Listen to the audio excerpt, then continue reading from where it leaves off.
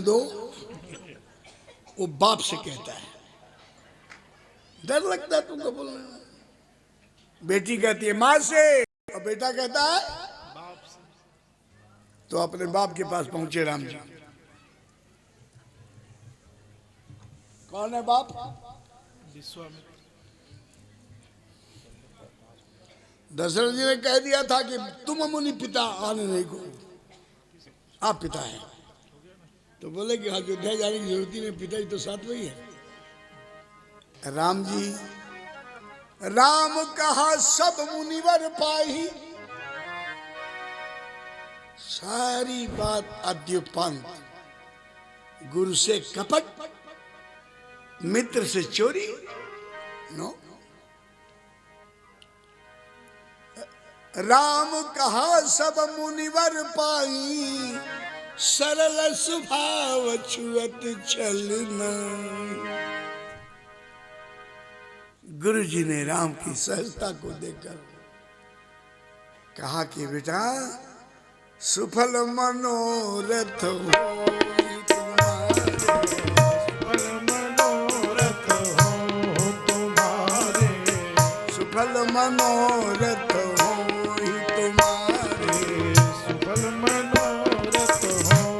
तुम्हारे, सुफल मनोरथ हो ही तुम्हारे। राम लखन सुनि भय सुखारे, राम लखन सुनि भय सुखारे। लाड लो, गुरु जी का आशीर्वाद मिला। अगले दिन प्रातःकाल धनुष यज्ञ की शुभारंभ तैयारी हुई और राजे महाराजे सब लोग पहुंचने लगे। जनक जी ने कहा कि गुरु जी बच्चों को लेकर आप भी पधारो। सब राजे महाराजे अपने अपने श्रेणी अनुसार बैठे थे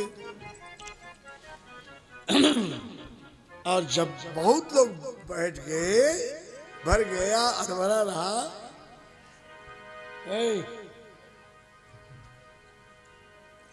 गुरु जी का श्री राम जय राम, धीरे से बोलो श्री राम जय राम। विशिष्ट दूत और ब्राह्मण विश्वामित्र के पास पहुंचे। विश्वामित्र अपने दोनों बच्चों को लेकर के पहुंचे और सब मन जनते मंचिक,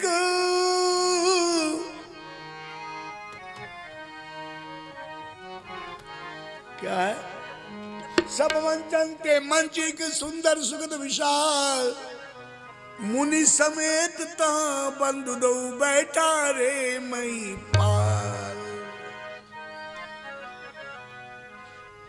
सभी मंचों से अलग एक मंच, बड़ा डेकोरेटेड, सजा हुआ, और यहाँ राम लक्ष्मण गुरु जी को आसन दिया गया। सब लोग आ चुके, दुल्हा आ चुका, अभी दुल्हन रानी नहीं आई है, सीता जी अभी नहीं आई।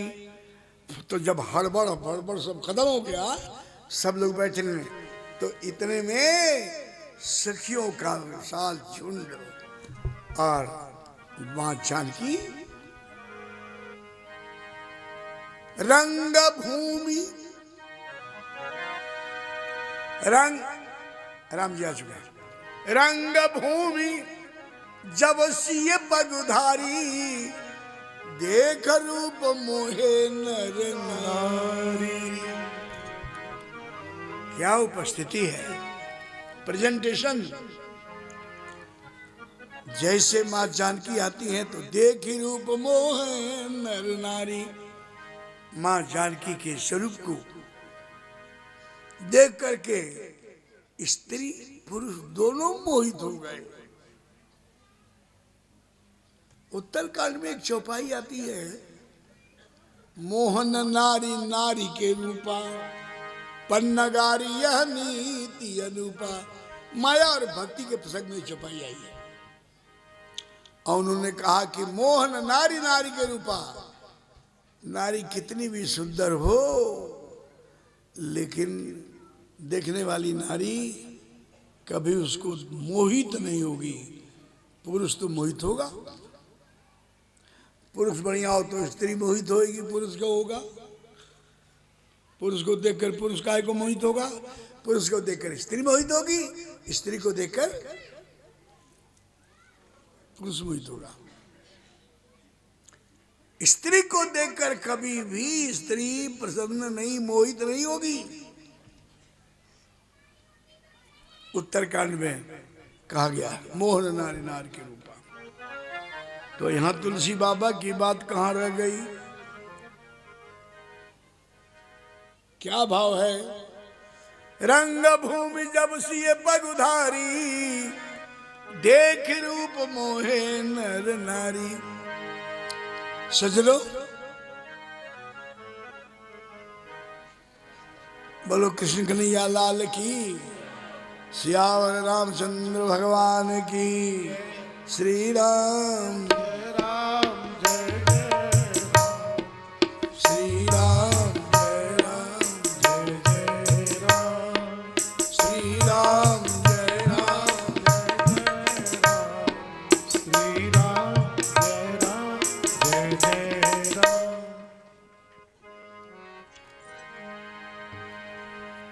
सुनो, आपको भी लग रहा है कि नहीं विरोधाभास? रंगभूमि जब सिए पगधारी, इसका शाब्दिक अर्थ हुआ कि रंगभूमि में जब सीता जी ने अपना पैर रखा, पदार्पण किया, उनके रूप को देख करके नर और नारी मोहित हो गए। रामायण का दूसरी पक्ष कह रहा है किसी जगह पर कि नारी को देखकर नारी मोहित नहीं होती। तो यहां कैसे चलेगा काम? राम जी पगुधारी हैं। जब भृगु ने पद प्रहार किया था विष्णु भगवान को, तब से वो चरण चिन्ह बन चुका है।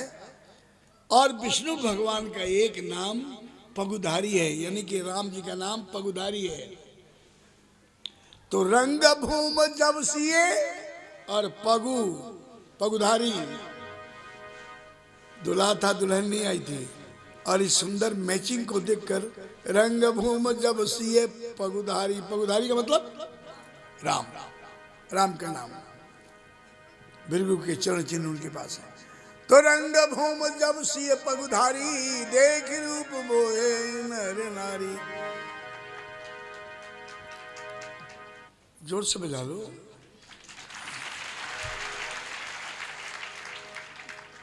और बजा लो, और बजा लो। जब कथा सुनो तो उसमें हर हर महादेव, हर महादेव, बोलो हर हर महादेव, राधे राधे, बोलो श्यामपति रामचंद्र की। आनंद अनुभूति हो तो ये बोला करो। ताली तो किसी को मजाक उड़ाना तो हिप हिप हुर्रे, उसमें भी ताली बजाते हैं। भाग गया ताली बजा, पता नहीं क्या मीनिंग आपके बजाने का। रस आए तो जय बोलो, बोलो कन्हैया लाल की। और आदत पड़ गई है ताली बजाने की तो बजा दिया करो, कोई बात नहीं। बोलो कन्हैया लाल की। अब दरबार लग चुका है। जनक जी का इशारा हुआ, घोषणा करो। एकदम शांत वातावरण है। बंदी गणाए, बोले बंदी सावधान। जनक जी महाराज की प्रतिज्ञा की सूचना में दे रहा हूं, महावीरों सावधान। बोले बंदी बचन बर, सुनऊ सकल मई पाल। पन विदेह कर कहीं हम भुजा उठाए विशाल।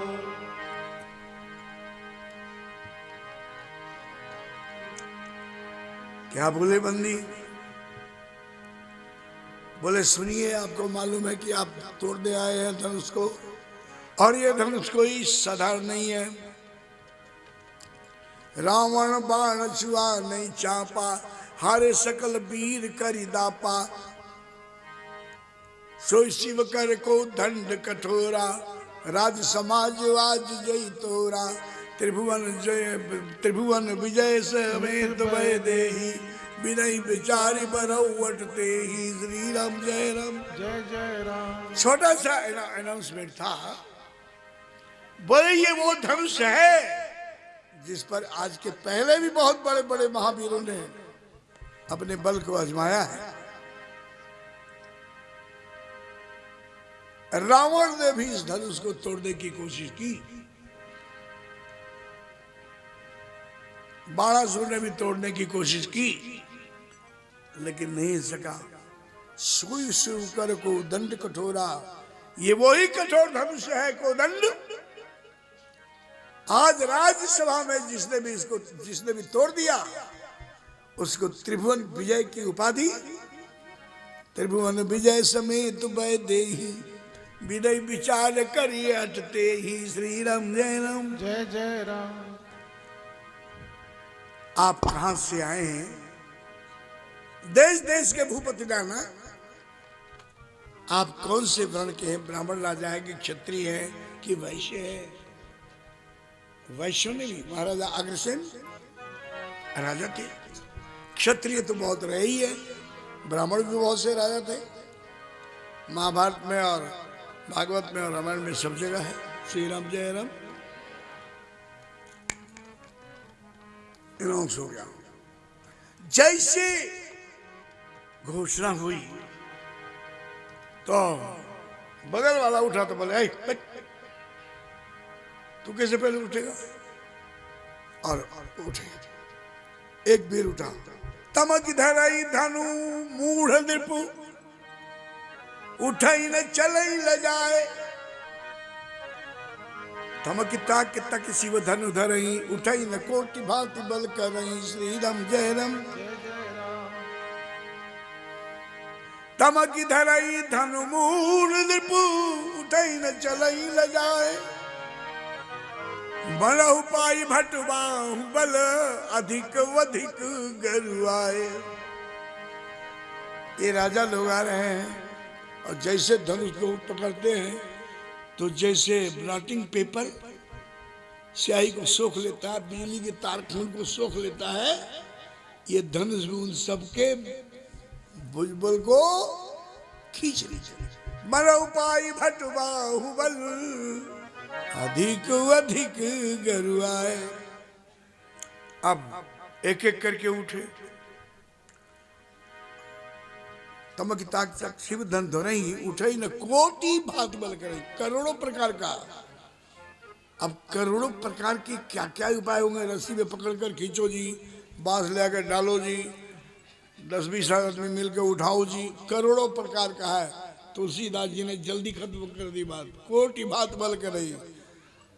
मैं भी यही कह रहा हूँ कि कोटि भांत बल कर रही। क्या कर रही हमको भी पता नहीं। श्री राम जय राम। लेकिन उठाई न कोटि भांति बल कर रही, करोड़ों प्रकार का उपाय किया है।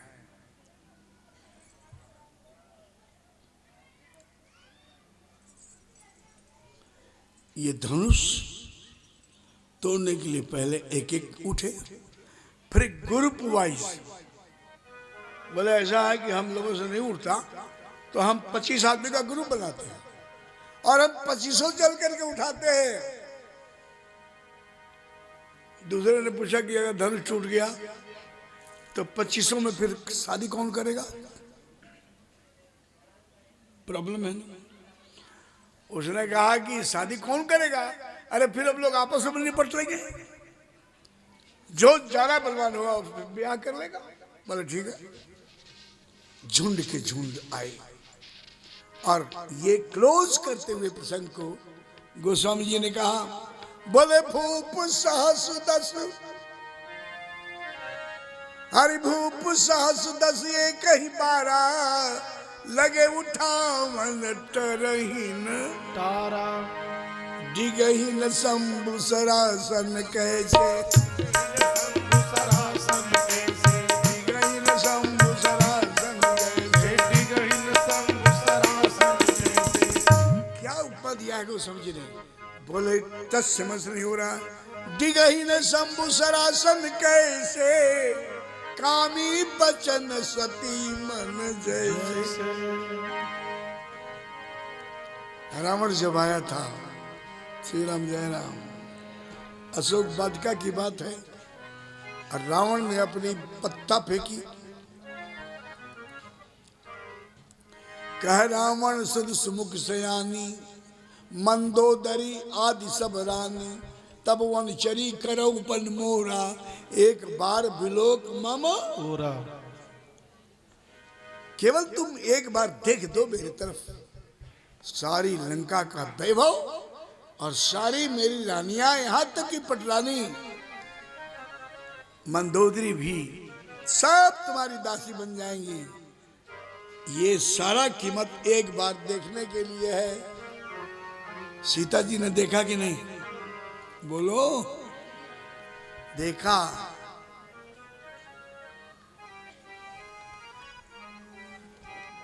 पर्दा बोले तिलधारी ओट, कहा तो देही, अरे सुमेरी अवधपति परम स्नेही। देखा लेकिन घूंघट तान कर। स्त्रियों के पास जब घूंघट है ही, जानकी के पास भी घूंघट था ही, तो तिनका क्यों लिया, तिनके का ओट। एक तो स्त्रियां घूंघट तानती हैं मर्द के आगे, हिजड़े के आगे कौन तानता है। बोले तुम मर्द तो है ही नहीं, सठ सुने हरिया अनिस मोही, तेरे से क्या पर्दा करना ना मर्द। तिनका उठा के कहा कि तृणधरी ओठ कहत वैदेही। तिनका लेने का मतलब है हुआ कि हे रावण, तू और तेरा सारा वैभव मेरे राम के सामने तिनका है, तिनका। नहीं समझ में आई, नहीं समझ में आई।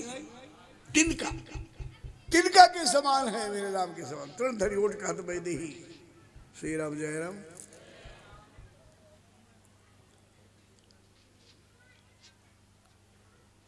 तो कामी का प्रलोभन स्त्री को, जो पति परायणा है, उसके ऊपर ऐसे छींच जाता चिकने घड़े पर से जैसे पानी। कामी वचन सती मन जैसे कोई प्रभाव नहीं डालता। आज ये वीरों का कोई प्रभाव नहीं पड़ा। डिगहीन शंभु सरासन ऐसे, कामी वचन सती मन जैसे। श्री राम जय राम। अब तो सारा ग्रुप जितने कैंडिडेट थे, धनुष उठाने वाले कितने थे, 10,000। श्री राम जय राम। भूप सहस 10, एक ही बारा लगे उठावंत रहीन। तारा अब आप इसका मतलब क्या लगाएंगे। पहले तो एक एक करके उठे, ग्रुप वाइज उठे, और आखिरी में जितने लोग थे कैंडिडेट, जो जिनके कछ विचार बनमाई, चाप समीप महीप न जाई। कुछ लोग ऐसे हैं जिनका प्रोग्राम धनुष तोड़ने का नहीं था, इसीलिए राम जी भी नहीं उठे।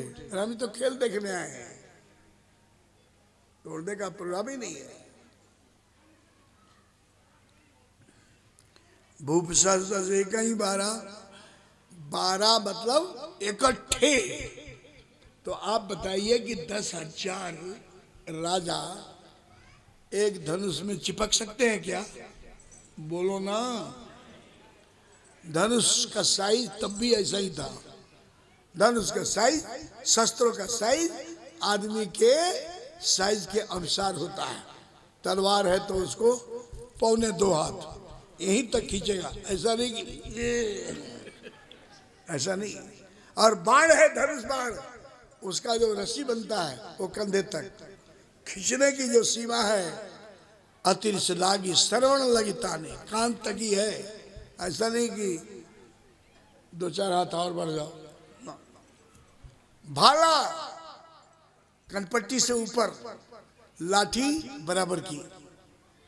ये हमने पढ़ा है गुरुकुल कांगड़ी हरिद्वार में। शस्त्र विद्या, श्री राम जय राम। तो धनुष अगर उस वक्त 7 फुट के आदमी होते होंगे तो 7 फुट का धनुष होता होगा, 10 फीट के होंगे।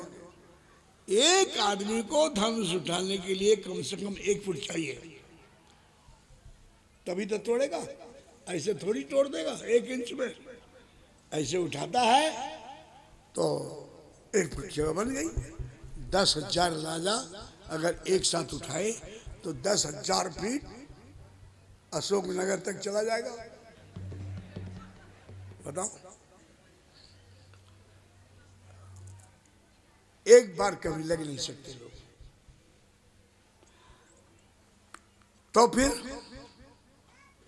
बोले एक ही 12 बार का मतलब दिन, शनिवार, इतवार, सोमवार, मंगलवार, बुधवार, बृहस्पतिवार, शुक्रवार, शनिवार। वार का मतलब दिन। और अभी तो गुजरात में पूछते ही हैं आज कौन दिन है हो। आज सुवार छे, गुजराती में कहेवाय छे सुवार छे आज। वार એટલે दिन। बोले एक दिन में 10,000 राजाओं ने उठाया। बोले एक दिन के कितने घंटे होते हैं?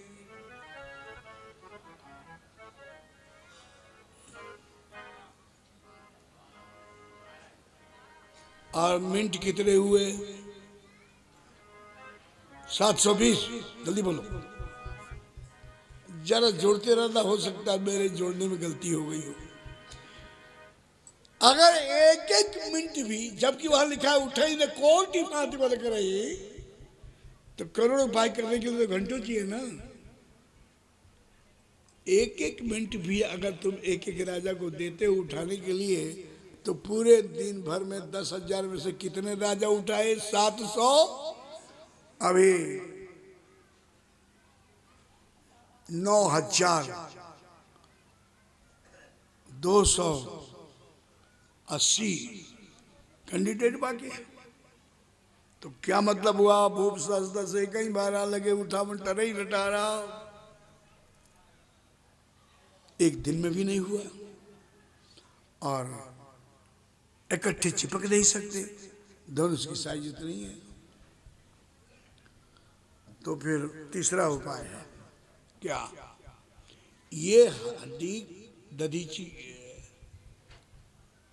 की हड्डी का है। ये हड्डी का धनुष बना है कोदंड। और बात है त्रेता की। त्रेता में अस्थिमय प्राण हुआ करता था, अब अन्नमय कोश में है। रक्तमय कोश में था द्वापर में। त्रेता में अस्थि में कोश, हड्डी जब तक है। इसीलिए मनु जी महाराज का अस्थि मात्र हुई रहा शरीरा, तदपि मनांग मन ही नहीं पीरा। उन्होंने इतने दिनों तक तपस्या किया था, चाम मांस और ये नसें सब खत्म, अस्थि मात्र हुई रहा शरीरा। केवल हड्डी ढांचा रह गया था, तब भी मनु जी नहीं मरे। क्यों? क्योंकि अस्थि में प्राण था। आज वो धनुष यहां जो पड़ा हुआ है कोदंड, सारंग था। और अर्जुन का कौन सा धनुष था? और पिनाक। ये 3.5 शस्त्र बने थे। रीढ़ की जो हड्डी है वो वज्र बना, इंद्र के पास गया। तो ये धनुष जो है अस्थि में है। राजा लोग चिपकते गए और धनुष का साइज बढ़ता गया। जितना है ना, आप देखिए इसमें, ये लंबा होगा, छोटा होगा, भारी होगा, हल्का होगा। ये 4 चीजें नोट कीजिए। श्री राम जय राम। चूंकि जीवित है, प्राण में है, इसलिए जैसे जैसे राजा उसमें चिपकते गए, 1-1 फीट वो बोलो बढ़ता गया। और जब राम जी आए थे तो वो छोटा हो गया था। लिखा है रामायण में, श्री राम जय राम।